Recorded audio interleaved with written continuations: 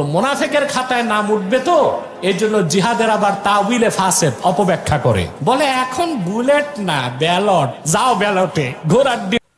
আর যদি মনে করেন আপনি রিসালাতের দায়িত্ব পালন করার জন্যই আপনি এই কাজে নেমেছেন, এটা নির্বাচন না, এটা আল্লাহর দ্বীন বিজয়ের কাজ, এটা নির্বাচন না। রাসূল সাল্লাল্লাহু আলাইহি সাল্লামের বুলেটের যুদ্ধ হয়েছে, এটা ব্যালটের যুদ্ধ। ওই সময় বেঁচে থাকতে বুলেট যুদ্ধে অংশ নিতাম, আজকে আল্লাহ জন্ম দিয়েছেন, ব্যালটের যুদ্ধে আমরা অংশ নেব। এটা নির্বাচন না, এটা কি? এটা নির্বাচন না, এটা কি? যুদ্ধ হইলে আপনারা কি? আপনারা কি? আপনারা কি?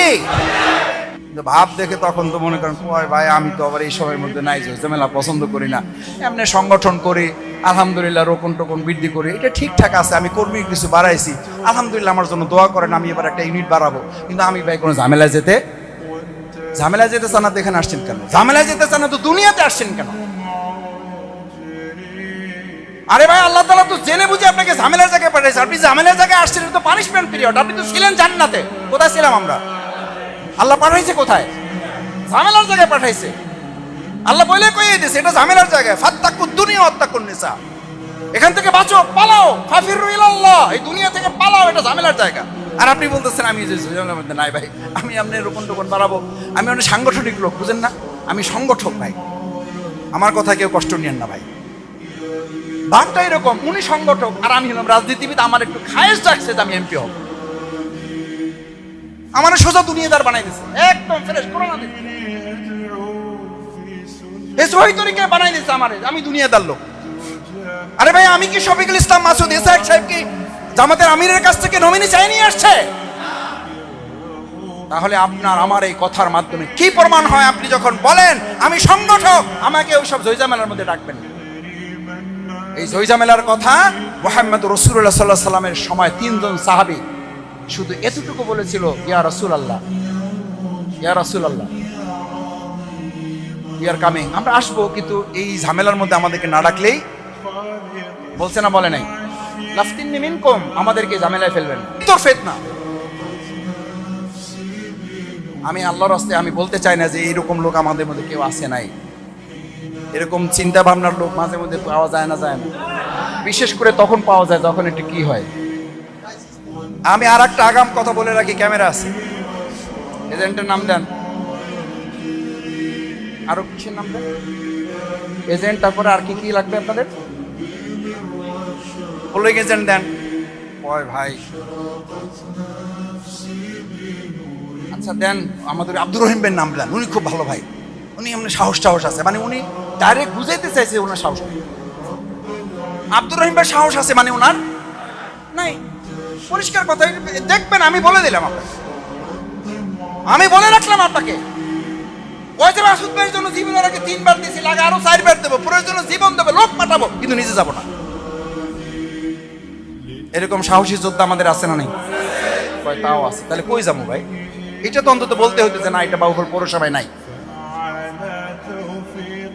কি ভাই এটা কি কথা কইলেন ভাই?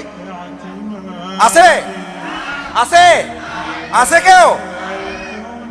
যদি না থাকে তাহলে এইটুকু বলে শেষ করতে চাই, এটা বলছি আগাম সতর্কতার জন্য বলছি। আমি আশা করি আপনাদের সাথে আমি একমত, এরকম আমাদের মধ্যে কেউ থাকার কথা না, বরং আমাদের এখানে প্রতিযোগিতা হবে। আমি রাজশাহী ইউনিভার্সিটির একটা উদাহরণ দিয়ে শেষ করে দেই। মারামারি ডেট হয়ে গেছে, মারামারি তখন ইউনিভার্সিটিতে ডিক্লেয়ার করে মাইকিং করে মারামারি হতো, এখন তো হঠাৎ করে হয়, তখন মাইকিং করে মারামারি হতো। এত তারিখ এতটা সময় অমুক জায়গায় অমুককে দেখে নেওয়া হবে, আমাদের এই অস্ত্র থাকবে। আমাদের কিছু ভাইদেরকে ডাকা হয়েছে, একজন দায়িত্বশীল আমাদেরকে ডাকছেন, লম্বা সিরিয়াল দাঁড় করেছেন, কিউ দিয়েছেন, কিউ লাইন ধরেছেন। এরপরে উনি বলতে চাইলেন যে আসেন একজন একজন করে আসেন। এই একজন একজন করে যখন আমরা আসতেছি, উনি পুরো লাইন ক্যান্সেল করে দিলেন। ভালো করে বুঝেন, সেন্টিমেন্ট স্পিরিট রাজশাহী ইউনিভার্সিটি এমনি নামের উপরে চলে না। পুরো কিউ ক্যান্সেল করে দিলেন, শুধু বললেন একজন একজন আসেন, আর ওনারাও ভদ্রভাবে একজন একজন আসতেছে। আমরা যাওয়া শুরু করছি যে শৃঙ্খলা মেনটেন করা দরকার। উনি সাথে সাথে বললেন এই কিউ ক্যান্সেল। আমরা বললাম ভাই আমাদের অন্যায়টা তো বুঝতে হবে নাকি? বলছে যখন বলছি যে আপনারা একজন একজন আসেন, তখন তো সর্বপিছনে যিনি আসেন তিনি সবার আগে দৌড় দিয়ে আমার কাছে আসবেন, এটা দেখার জন্য আমি বলছিলাম। সবার পিছনের জন্য সবার আগে আসতে পারেন নাই, পুরো কিউ ক্যান্সেল করে দিলাম। পুরা কিউ ক্যান্সেল, যান, আপনাদের কাউকে এখান থেকে নেওয়া হবে না। আমি দেখতে চেয়েছিলাম সবার পিছনে যিনি আছেন তিনি এটার জন্য অস্থির হয়ে যাবেন, শাহাদাতের তামান্নার জন্য। তিনি লাইন ভেঙে আগে আমার কাছে চলে আসবেন, ভাই আমার নামটা আগে লেখেন। আমি চলে আসছি, ওনাকে বাদ দেন, কারণ আমি যত পিছনে পড়ে গেছে হয়তো আমার নাম সিরিয়ালে নাও আসতে পারে। আমি সেটা দেখতে চেয়েছি, সেটা যেহেতু পারেন নাই, বাতিল। এই কিউ বাতিল, নতুন কিউ দাঁড় করান। This is Rajshahi University, this is Islamic movement, this is spirit of Islam. এটা ইউনিভার্সিটির অহংকার করছে না, এটা ইসলামী আন্দোলনের অহংকার। এই অহংকার আমাদের থাকবে না, থাকবে না। তাহলে কিউ ভাঙে আমরা আমাদের নাম জমা দেওয়ার জন্য রেডি থাকবো ইনশাআল্লাহ। রেডি থাকতে হবে। আমরা কারো রক্তচক্ষু পরোয়া করি না, কারণ আমরা শুধু ভয় করি কাকে? আল্লাহকে যে ভয় করে, দুনিয়ার আর ভয় তার জায়েজ আছে? এটা মদের মতো হারাম, এটা ধর্ষণের মতো হারাম, এটা ঘুষের মতো হারাম। সুতরাং আমাদের ভয় কিসের? আমরা কাজ করি মানুষের না আল্লাহর? আল্লাহর। আসুন সম্মানিত ভাইয়েরা, আপনারা কষ্ট করেছেন। আমি আবার বলি, আমাদের ব্যক্তির জন্য কষ্ট না, আমাদের কষ্ট কার জন্য? এটা হয়তো আপনারা মনে করতে পারেন যে মাসুদ ভাই আপনার মতো ক্যান্ডিডেট হলে এই বক্তৃতা আমিও করতাম। আর যদি আমাকে জিজ্ঞেস করেন, অন্তর থেকে আল্লাহকে সাক্ষী রেখে বলেন, তাহলে আমার মতো দুর্বল লোক সবার আগে যদি আমার সুযোগ থাকে, আমি এখান থেকে পালাই যাব। বিশ্বাস করেন, আল্লাহ সাক্ষী করে বলছে, আবার বলছে এই ক্যামেরার সামনে এবং আপনাদের সামনে, যদি কোন রকম রাস্তা আমার সামনে খোলা থাকতো, আল্লাহে আমি সবার আগে এই কাজ থেকে পালিয়ে চলে যাব। কিন্তু ওই যে সুযোগ নাই, ওই যে সুযোগ নাই, ওই আয়াত আমার মাথার মধ্যে ঘোরে। যদি খালি একটু আমার মধ্যে চিন্তা তৈরি হয় যে ও একটু পরিশ্রম লাগতেছে, এই যে বাসা থেকে আসি, মেসেজ, ফোন, আমার ঘুম হয় না, বাচ্চারা কয় আমরা ভালো লাগে না, তুমি এই এখন এই অবস্থা, ইলেকশন সামনে আসে, তখন কি হবে? তখন তো আমাদের সংসারই থাকবে না। আমি বললাম হ্যাঁ, থাকবেই তো না। সংসার তো আমরা এখানে করবো না, আমরা তো সংসার করবো জান্নাতে। আমি বলি পরিষ্কার পরিষ্কার বলে আমার পরিবারকে এবারও বলে আসছি, এবারও বলে আসছি যে আমরা তো সংসার দুনিয়া করবো না, আমরা সংসার করবো কোথায়? এই বক্তৃতা আমি করেছি এর আগেও। সংসার তো মীর কাসেম আলী ভাইয়েরও করার কথা ছিল, সংসার তো আল্লামা সাঈদী রাহিমাহুল্লাহরও করার কথা ছিল, সংসার তো কাদের মোল্লারও করার কথা ছিল। নিজামী ভাইয়ের কি অপরাধ ছিল? উনি সংসার করতে পারলেন না কেন? মুজাহিদ ভাইয়ের কি অপরাধ ছিল? উনি সংসার করতে পারলেন না কেন? ওনার কথা বলে চোখের পানি ফেলবেন আর আপনি 3 দিন 3 রাত সংসার থেকে আলাদা থাকতে পারবেন না। আমি শফিকুল ইসলাম মাসুদ ইসলামী আন্দোলনের সাথে বিশ্বাসঘাতকতা, বেঈমানি করছি, এই শহীদদের সাথে বেঈমানি করছি। কি বলেন? কি ঘড়ির দিকে তাকান খালি বারবার? 2026 সালে ইলেকশন পর্যন্ত, বিজয় নিশ্চিত না হওয়া পর্যন্ত, ডিক্লারেশন না পর্যন্ত আজকে থেকে ঘড়ির দিকে তাকানো বন্ধ। আমরা রাত দিনের হিসাব আমাদের জীবন থেকে বন্ধ। কয়টায় ঘুমাতে যাব না, এটা বাউফল পৌরসভা যেন মাথায়। ফাআম্মাল ইনসানু ইযা মাবতালাহু রাব্বুহু ফাআকরামাহু ওয়া না'আমাহু। কাউকে আল্লাহ তাআলা শুধু নিয়ামত দেন, সম্মান দেন না, আবার কাউকে আল্লাহ তাআলা সম্মানও দেন, নেয়ামতও দেন। ধরেন কারো চাকরি ভালো, বেতন কম, আছে না? আবার কারো বেতন অনেক বেশি কিন্তু সম্মান কম। অনেক চাকরি এরকম আছে, ব্যবসা ছোট কিন্তু ব্যবসা প্রফিট অনেক ভালো, আবার ব্যবসা অনেক বড় কিন্তু সে অনুযায়ী প্রফিট নাই। আল্লাহ তাআলা বলেন যে আমি মানুষকে দুইভাবে পরীক্ষা করি, একভাবে করি, আবার একেবারে না দিয়েও করি। ফাআম্মাল ইনসানু ইযা মাবতালাহু রাব্বুহু ফাআকরামাহু ওয়া না'আমাহু ফায়াকুলু রাব্বি আকরামান ওয়া আম্মা ইযা মাবতালাহু রাব্বুহু ফাআকরামাহু। এই যে সম্মানের কথা বলা হয়েছে এবং মর্যাদার কথা বলা হয়েছে, নেয়ামতের কথা বলা হয়েছে। আল্লাহ তাআলা আপনাদেরকে সম্মান দিয়েছেন, মর্যাদা দিয়েছেন, নেয়ামত দিয়েছেন। সুতরাং দায়িত্ব অন্য যে কারো তুলনায় আমাদের কম হবে না, বেশি হবে। এটার জন্য কি আমরা রাজি আছি তো? ইনশাআল্লাহ, ইনশাআল্লাহ। সমাজ বিনির্মাণে কাজ করে যারা, সমাজ যেটাকে আমরা বলি যে সমাজে মেটার করে যারা, সমাজ পরিচালনা করে যারা, প্রিয় নবী মুহাম্মদুর রাসূলুল্লাহ সাল্লাল্লাহু আলাইহি সাল্লাম হযরত বেলাল রাদিয়াল্লাহু তাআলা আনহুর মতো যেমন লোকদেরকে টার্গেট করে দাওয়াতি কাজ করেছেন, আবার নাম ধরে আল্লাহর কাছে সমাজ মেটার করে তাদের জন্য আল্লাহর কাছে দোয়া করে তাদেরকে চেয়েছেন না, চান নাই? শুধু চাইছেন না, পান নাই, চাইছেন। এবং চাওয়াটা কেমন ছিল? শুধু চাওয়ার মতো না পাওয়ার মতো? তাহলে আমরা চাইবো শুধু চাওয়ার মতো। পাওয়ার মতোর জন্য ওই কাজ আপনাকে করতে হবে। রাষ্ট্র নির্বাচনে আমাকে হলের এজিএস বানানো হয়েছে, মানে এজিএস ঘোষণা দেওয়া হয়েছে। আমরা ছাত্রদের কাছে 3 বার 4 বার পৌঁছে গেলাম, ততক্ষণে অন্য কেউ পৌঁছতেই পারেনি। ছাত্ররা আমাদেরকে বলা শুরু করলো যে ভাই ইলেকশন কি খালি আপনারা করবেন না আর কেউ আছে? আমি বললাম ভাই কে করবে না আমার জানার দরকার নাই, আমাদেরকে ক্যান্ডিডেট করা হয়েছে, ঘোষণা দিয়ে দিয়েছে, আমরা চলে আসছি। কয় যে ভাই আপনারা চতুর্থবার আসতেছেন আর কেউ এখন পর্যন্ত আসছেন না, তো আপনারাই তো ইলেকশনটা বন্ধ করে দেবেন। বুঝতে পারছেন কিনা কথা?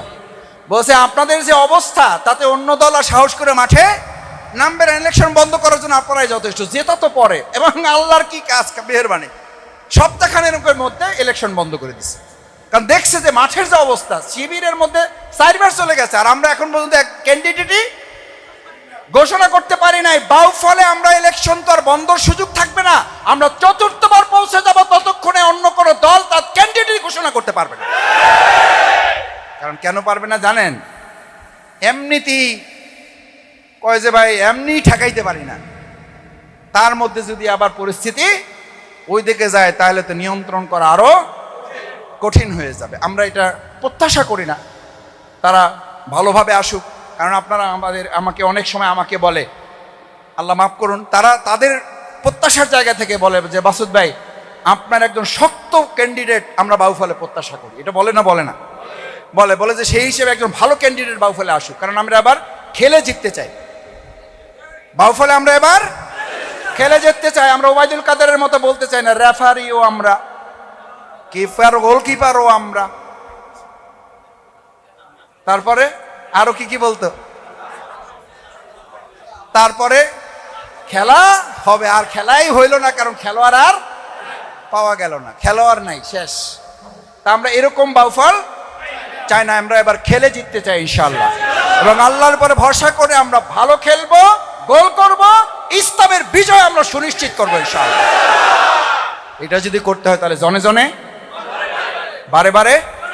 একটা সময় ছিল জামাতের কথা বলা যেত না, আর একটা সময় ছিল জামাতের কথা বলা যেত, শুনতে চাইতো না।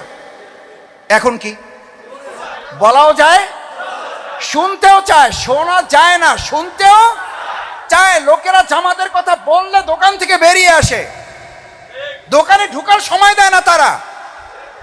বাজারে গেলে জামাতের স্লোগান শুনলে জামাতের বাজারে ঢুকতে দেয় না, বাজার থেকে লোকেরা এসে জামাতকে গ্রহণ করতে চায়।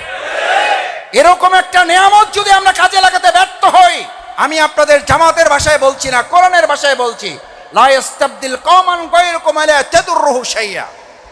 আল্লাহ এই অবস্থার পরিবর্তন করে আবার এমন একটা অবস্থা আমাদের উপরে চাপিয়ে দিবেন, আপনি দোয়া করবেন, দোয়া কবুল হবে না। লা ইস্তাজাবা, দোয়া করবেন, আবার চোখের পানি ফেলবেন, আল্লাহর কাছে বলবেন আল্লাহ এবার বাঁচান। আল্লাহ বলবেন নো, তোমাকে সুযোগ দিয়েছিলাম, তোমাকে নিয়ামত দিয়েছিলাম, জামাতের কথা বলার পরিবেশ দিয়েছিলাম, আল্লাহর আইন কায়েমের সুযোগ তোমাকে দিয়েছিলাম, আল্লাহর বিধানের কথা মানুষের কাছে পরিষ্কার করে দেওয়ার জন্য, বলার জন্য সুযোগ তোমাকে দিয়েছিলাম, তুমি সেটা কাজে লাগাও নাই, আবার তোমাদের উপরে পরীক্ষা দিয়ে দেওয়া। হাদিসের পরিভাষা হচ্ছে দোয়া করবেন, দোয়া, চোখের পানি ফেলবেন, চোখের পানি কবুল হবে না। এই পরিস্থিতি চাই আমরা? যদি না চাই তাহলে যা গাইডলাইন দেওয়া হয়েছে, গাইডলাইনের শেষ কথা হচ্ছে, গাইডলাইনের একটা শেষ কথা আছে, ট্রেনিং এর একটা শেষ কথা আছে।